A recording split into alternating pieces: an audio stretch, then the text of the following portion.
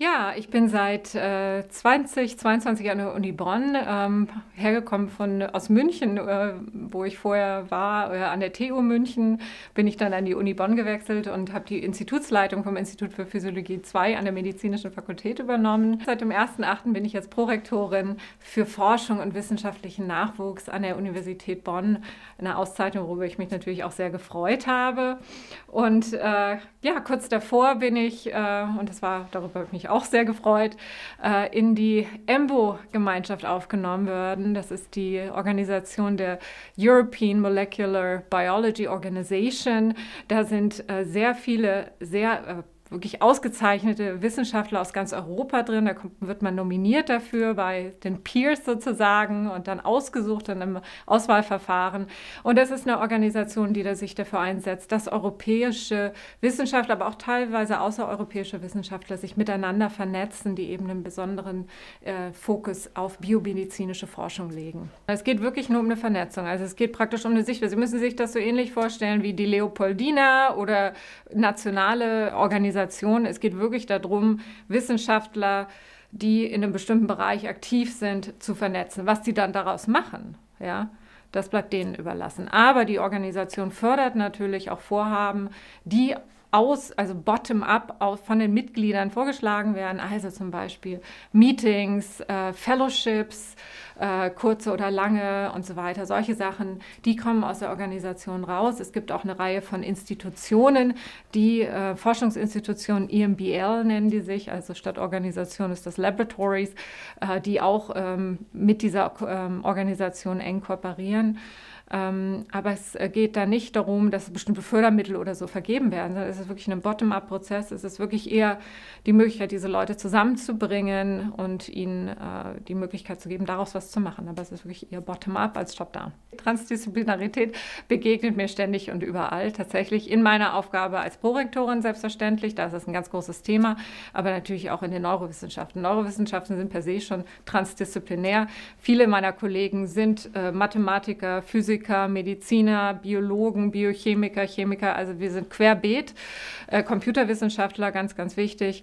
Und es ist ein gemischtes Feld über die Disziplinen hinaus und da arbeiten wir zusammen in großen Teams, teilweise auch in kleinen Teams, wo wir möglichst versuchen, diese Sachen zusammenzubringen. Um ein kurzes Beispiel zu nennen, zum Beispiel bei der Charakterisierung von Verhalten, ein großes Thema in den Neurowissenschaften oder auch der Charakterisierung neuronaler Netzwerke und wie Neuronen miteinander im Gehirn miteinander kommunizieren, um Informationen zu verarbeiten, Lernen zu ermöglichen etc.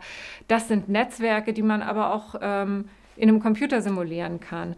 Verhalten kann man auswerten, nicht einfach, wenn man nur drauf guckt und sagt, der rennt jetzt oder der läuft oder der steht oder sitzt, sondern wir können da zum Beispiel Machine Learning benutzen oder andere künstliche Intelligenz, um diese Sachen auszuwerten in einer Art und Weise, wie man das als Mensch gar nicht machen könnte. Teamarbeit ist eigentlich wirklich alles, ne? Und ich finde, also was für mich immer ganz wichtig ist, zu sagen, also wirklich ganz, ganz viele Personen gehören zum Team, ne? Und es gibt da natürlich Kerngruppen im Team, ne? Und das Team wird natürlich so ein bisschen, hat so die Unteraspekte, die einzelne Leute bearbeiten, aber ein Team ist ganz wichtig. Ich arbeite gern in Teams, die interdisziplinär oder transdisziplinär sind, international, divers in allen möglichen Hinsichten, im Alter, in Bildung, in Religion etc. Das macht am meisten Spaß, da kommt am meisten bei rum. Und ja, und wir haben, also typischerweise sind wir Teams, da sind Leute, die eher für administrative Aufgaben ausgebildet sind und darüber eine Menge wissen. Da gibt es andere, die sind eher sehr wissenschaftlich unterwegs, aber vielleicht die einen sind eher Richtung Biologie, die anderen eher Richtung Medizin und dann wieder andere, das sind Computerwissenschaftler. Und die Leute müssen miteinander zurechtkommen und das ist immer ein Challenge. Ja? Also das ist etwas, was nicht immer leicht ist. Aber was wir viel nutzen, sind alle möglichen Methoden der Kommunikation. Also ich glaube, da ist inzwischen viel passiert, da kann man eine Menge machen. Das ist mir ganz wichtig, dass man den Mensch sieht und auch weiß, was den Menschen motiviert und auch was vielleicht für den Menschen gerade schwierig ist im Leben.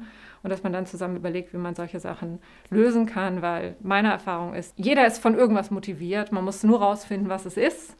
Und wenn das gut zum Team passt, dann kann man da eine Menge draus machen und davon hat dann jeder was von. Eine exzellente Universität ist eine Universität, die zwar eine Gesamtstrategie hat, aber die auch jeden Einzelnen sieht und die jedem Einzelnen die Möglichkeit bietet, sich exzellent zu entfalten. Ja?